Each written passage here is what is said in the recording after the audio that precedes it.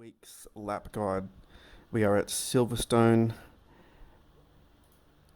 Historic, great fun track to race on.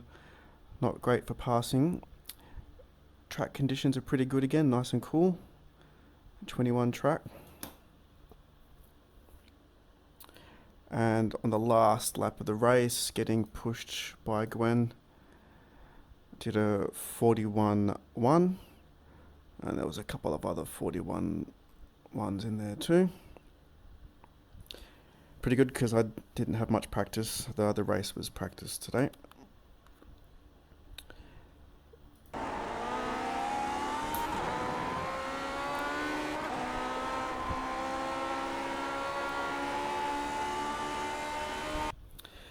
So I didn't really have a good brake marker for this first corner, which I need to work on. So maybe we'll see one here. But I was going by feel and just being in fifth gear briefly, and as I pass under the bridge, I'm hard on the brakes, back down to third gear, and just turning in early because it's easy to just run wide on this corner. Okay, so I'm braking at this red Abbey sign here, I guess, just after the bridge like I thought.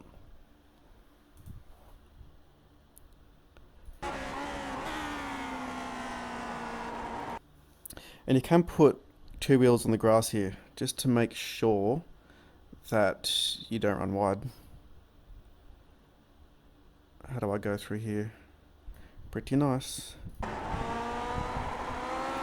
And then, yeah, being careful on the throttle on the way out.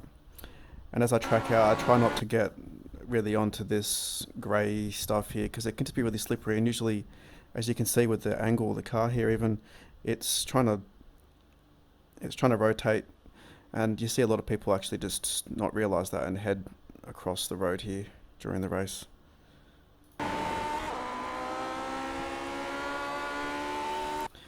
I go by feel here again, but it's kind of around this corner marker sign. I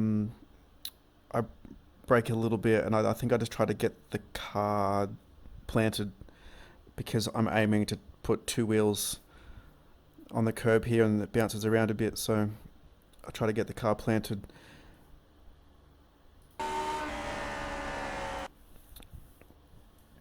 And as I hit the apex of this first corner, I go back to third gear.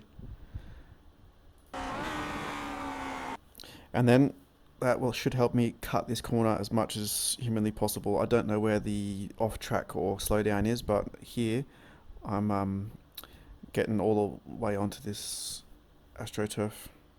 I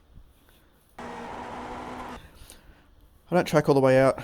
I try to stay in the middle of the track here just so that I can get a nice turn in and, again, putting as much of my car onto the AstroTurf as I can.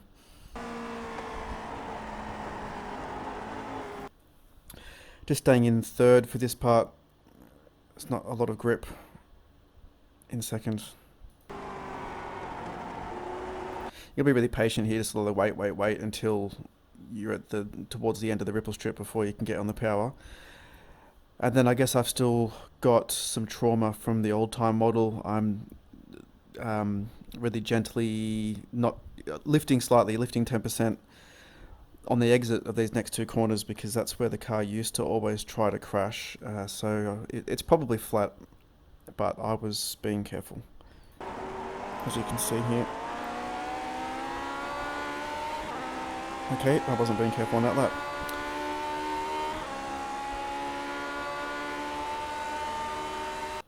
My brake marker for this corner is the corner sign here, but I brake, conservatively before it. Again, it's another corner that's easier to run wide on. I think I can make up some time here with being a bit more aggressive. So where was I? Yeah, not 50 meters before it. Going into third.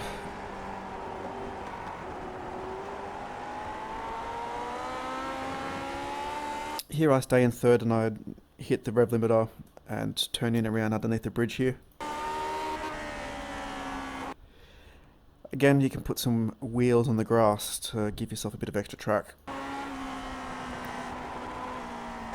on both those apexes there. I try to like double apex this corner, so when I hit this one, I'm letting the car drift out a little bit, and then I aim to kind of apex around the Bridgestone sign here on the exit of that one, gently on the throttle on the exit, because it's another one of these corners like Cope's corner where it wants to spin out to the inside.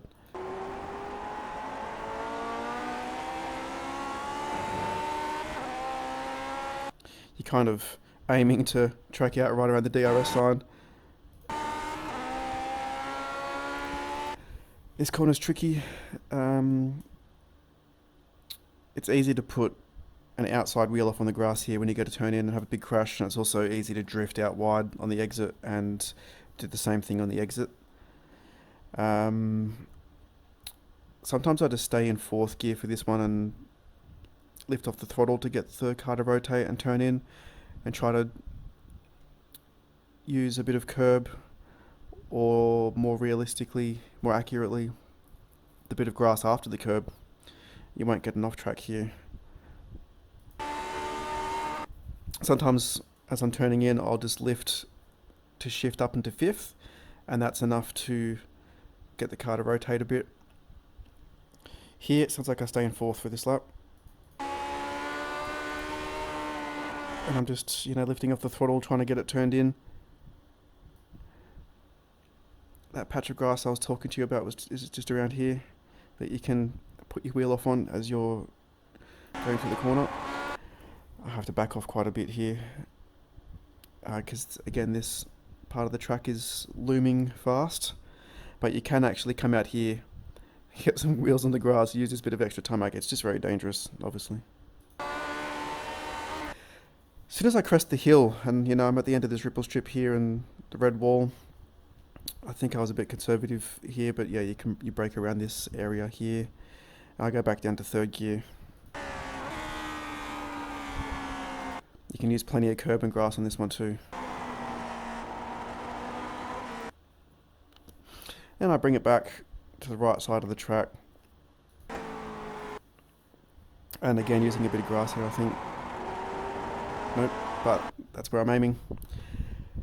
And then for this section, I let the car track out, and pretty much as soon as I get to the right side of the track, I get on the brakes and get back down to second gear. And as soon as I'm straight, it's usually around this thing here. This bit of AstroTurf there is like a last minute marker for braking.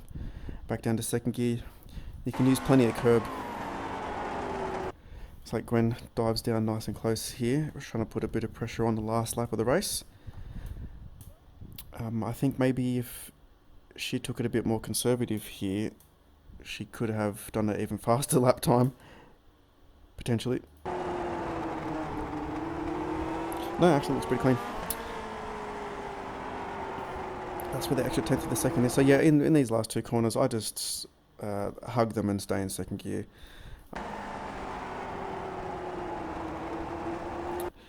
It's usually by this, you got the Abbey, white, red, white. It's usually by this white one that I'm looking at. That's when I start to feel like I can start tracking out and getting more on the throttle.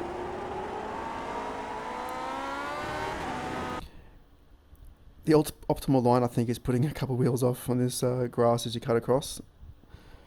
But dangerous still.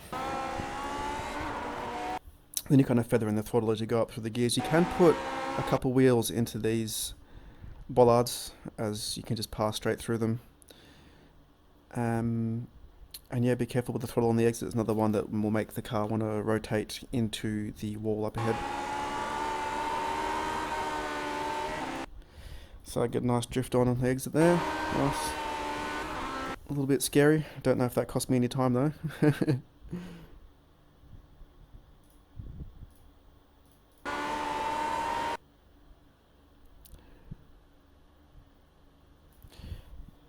And that's the lap. Let's go back and do it uninterrupted from the cockpit.